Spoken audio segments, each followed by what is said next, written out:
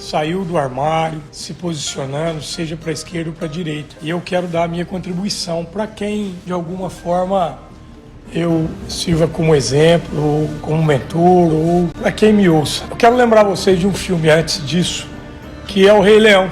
A maioria assistiu o Rei Leão. E no Rei Leão, o Scar, aquele que tem o rosto todo cortado, ele é o causador de grandes tragédias, inclusive a morte de Mufasa, nome do pai do Simba, e também da derrocada do reino, do formato como o reino passou fome e necessidade. E eu pergunto para vocês, quem é o responsável por tudo que aconteceu nesse filme? Quem é o responsável por toda aquela tragédia? Muitos vão responder que é o Scar, né? Que é o irmão, mas não é. O responsável é o próprio Mufasa, que perdeu a vida, que o filho passou por um monte de turbulência, que o próprio reino passou fome e necessidade. O responsável é o Mufasa. Ele já sabia que o Scar era uma tragédia anunciada. Já tinha tentado roubar o trono, já tinha tentado no passado usurpar o que não era dele, já tinha tentado no passado locupletar o que ele não tinha criado, já tinha tentado no passado se apoderar do poder. Eu pergunto para vocês, quem será o responsável amanhã se realmente o nosso país virar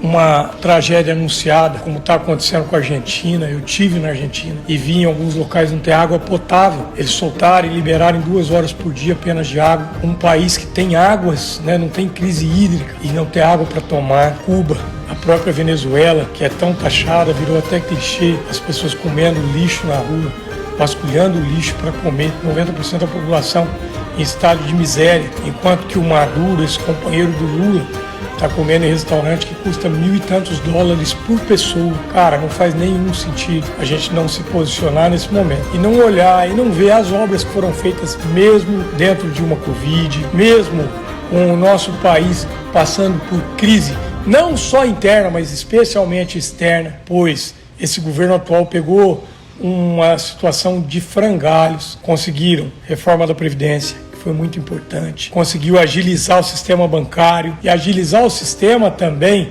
de controle através do Pix. Conseguiram muitas e muitas inovações e mudanças, escancarou para a gente a política e a corrupção. Hoje, um frentista de posto de combustível, um pedreiro, sabe o que é um ministro, sabe o que é um ministro do Supremo Tribunal, sabe para que serve um senador, sabe qual é a função de um deputado. Eu, há poucos anos, não sabia. Eu, que me considero um tanto quanto estudado, eu não sabia. Então, hoje, tem uma transparência muito maior, né? Não tem um controle em cima de mídia, que o Lula tem gritado a todos que querem ouvir que vai controlar a mídia, que vai controlar o jornalismo, que vai modificar todos os ganhos que nós tivemos, enquanto que as pessoas estão brigando aí por frasezinhas soltas, erradas talvez, muitas retiradas de contexto e outras talvez num momento de euforia ou de raiva ou de nervoso. Cara, eu prefiro alguém que solte frases num momento de nervoso, mas que seja honesto, que seja íntegro, que seja transparente, que esteja trabalhando pelo meu país, do que alguém que realmente vem com um intuito, não só de mudar tudo que nós já alcançamos e ganhamos,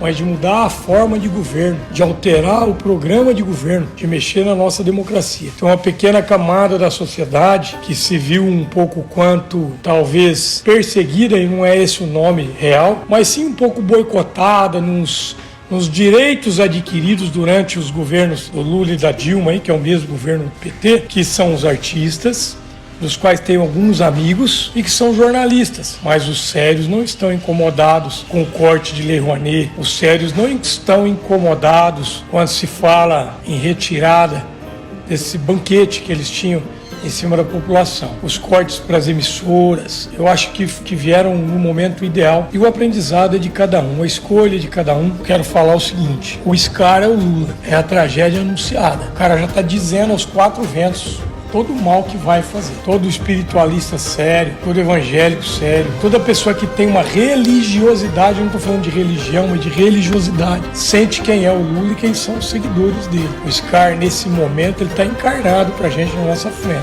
Quem optar por essa tragédia, o restante, se a maioria optar, o restante de algum formato vai ter que passar pelas escolhas da maioria, ou seja, tem um fundo kármico aí. Então é um momento de decisão.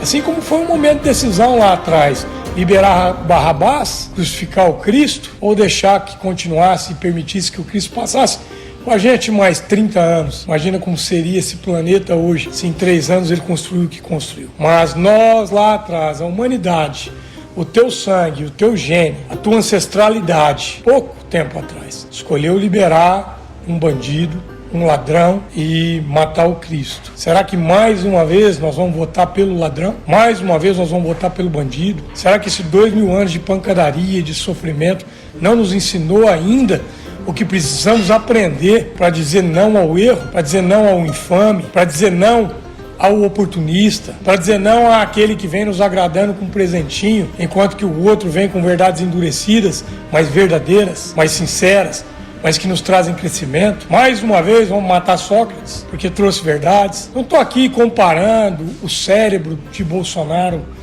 ou o coração ao do Cristo, mas estou dizendo que esse cara trouxe muitas verdades. Muito foi retirado de contexto e nos mostrado como nos estapeando, mas trouxe muitas verdades, como por exemplo, aquela chacota que eles retiram quando ele faz que está faltando ar, mas que não colocam o vídeo inteiro, onde ele diz que as pessoas não podem esperar aquele momento para ir buscar o hospital. O apelo que eu faço aí, que aqui é contra, tá? Sem problema, se tu começar a sentir um negócio esquisito lá, tu segue aí a receita do ministro Mandetta. Você vai para casa, quando você tiver lá, falta de ar, você vai para o hospital. Está na hora da gente acordar, pessoal. Senão serão pelo menos mais alguns séculos de sofrimento, de crise. A esquerda tem uma cartilha e eles a seguem piamente. Acuse-o do que nós fazemos. Acuse-os do mal que criamos. Pega toda a fala de Lula e olha todo o passado do Lula. Agora, num palanque, ele teve a pachorra de, depois de 14 anos no poder, fora a FHC, da mesma panela, dizer que o país está onde está porque nunca teve um governo que tivesse investido em educação. As pessoas que são analfabetas não são analfabetas por sua responsabilidade.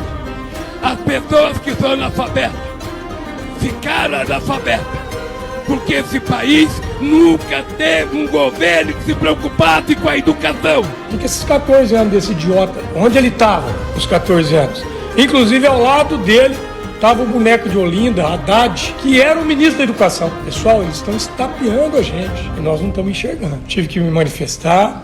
Meu apoio é a Bolsonaro. Muito estudo, eu estou dizendo, olhando realmente números, fatores econômicos, o desenvolvimento do nosso país, o que tem acontecido em todos os lugares. Eu acreditava até que esses votos para o Lula eram uma manipulação dessas máquinas. Hoje eu tenho muitas dúvidas, porque tem muito lulista aparecendo. Ofensivo, demonstrando uma falta de empatia, demonstrando uma falta de religiosidade. Não estou falando em religião, não. É em conexão crística, em conexão com o Buda, ou com o grande espírito, ou com o Deus interno, mas em conexão verdadeira. E vejo alguns que são buscadores, que tomaram caixa d'água aí de ayahuasca e de outras plantas de poder, que infelizmente estão manipulados por essa mídia, estão vendidos por esses poucos artistas que ainda não criaram vergonha na cara e ainda estão buscando os milhões das leis Rouanet e outras afins. É triste saber que tem um grande número de pessoas que não está olhando para o futuro, que não está entendendo e não está vendo o que está acontecendo. Claro que nós temos que respeitar todas as visões e eu respeito, mas é muito triste saber que os meus netos vão herdar essa escolha de hoje, que os teus filhos e netos herdarão a tua escolha de hoje e que maus tempos virão se não tivermos discernimento, amorosidade e conexão. É hora de ir lá apertar esse botão de confirmar. Arroba.